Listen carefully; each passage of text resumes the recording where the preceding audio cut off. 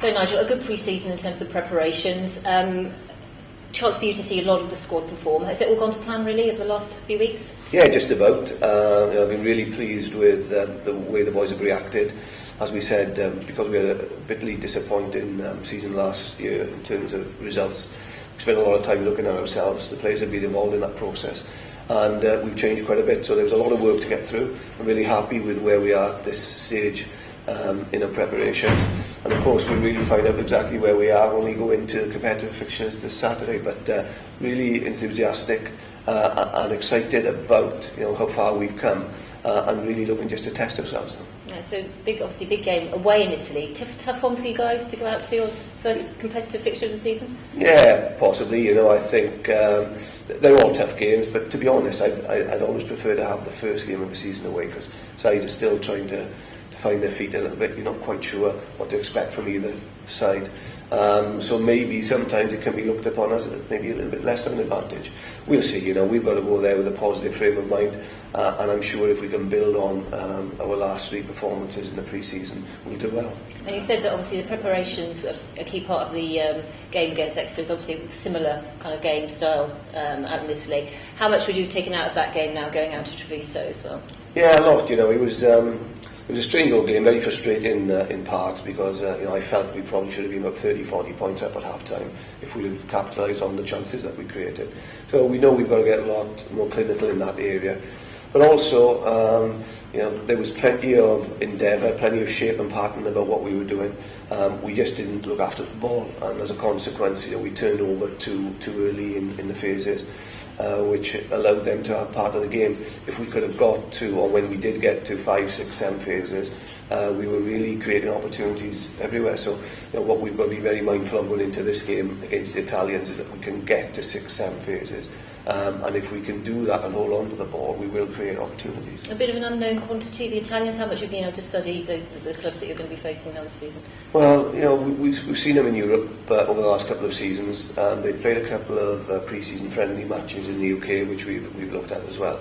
And they're a very competent side. They've got a good squad of players. They'll be big, they'll be physical. They'll be very similar to Exeter last week, and that's why probably that was a very good exercise for us.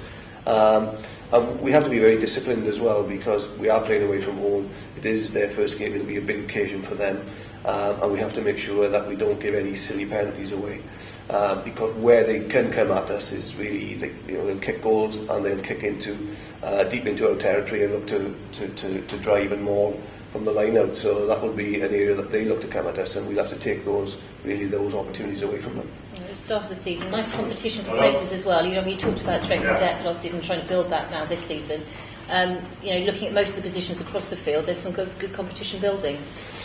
The number one priority for us has been to build strength in each position, and to do that you have to have at least a minimum of 2 players competing for those positions. It's taken a long time to do it, but genuinely I believe we're at the point now this season where there is real competition for places, and we can see that through our selection process, where it's becoming a lot more difficult to select the team, which is great from our point of view. It's exactly where we wanted to be. But not only that, it provides competition in the training environment, which just raises the bar. So the whole atmosphere and the whole environment is being challenged at the moment by the players, which is exactly what we want. Okay, quite a lot of change over the summer in terms of your own coaching team. How's that all settling in? How are you working together? Yeah, I'm really pleased with the group. Obviously we know each other well, and the beauty of that is that we trust each other.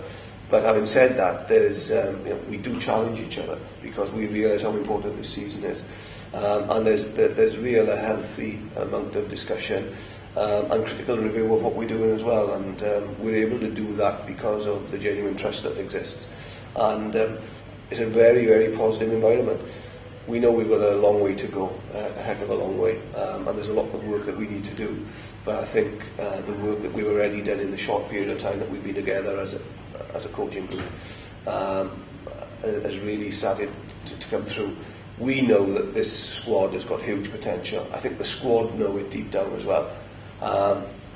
I think the exciting thing is they don't quite know how much potential, and that's what we're really hoping to see this season. A few stand-up players already from the pre-season that you've already mentioned, on the wing particularly, Joe Jew's had some great games, Andy Fenby, George North obviously is coming in as a development player. I mean, there's a good mix within the squad now. You talked about these young players sort of fronting up, but there's a good mix now of experience and a younger crop of Scarlets coming through as well. The balance of the squad is the strongest that I've been involved with for many years, and we have quite clearly a group of senior professionals such as Steve Jones, Sean Lamont, Matthew Rees, Dave Lyons, who got that level and ability in them. But now I believe that we've got a group of players that we've developed over the last 18 months or so who are ready to front up for us. They've had their development. They've had their progression, and now they must front up for us, and I'm confident that they'll do that. But as you say, we've also got some other exciting talent coming into the squad, people like George North, people like Joe Joa, and there is a really exciting mix within the group, we're genuinely excited about the potential. Good to see people like Regan King and Morgan Stoddard coming back as well, strong. Yeah, it's like having two new players. As much as Regan did play a small part in last season, really he's had a reasonable pre-season with us now, and he's now ready to kick on. And also to see Morgan Stoddard back playing is great. And add to that, the extra experience that young players like Andy Fenby, Tavis have had, and the new mix with George North, and all of a sudden, it really looks that we have a squad that can compete. So, the Magnus League obviously kicks off this Saturday. What are your objectives for the league this season? You said it's a focus. Where would you like to see the Scarlets at the end? Well, first and foremost, it's our home form, and making sure that we win the vast majority of our home games. We failed to do that last year. That was probably the reason why we finished one from bottom, as much as anything else. So we've got to nail that. We've got to get that right. We've got to make Parker Scarlets a very difficult place for sides to come, and somewhere where we enjoy playing. That's key to us, really. Okay, well, all the best on Saturday, Nigel. Hope it goes well. Thank you.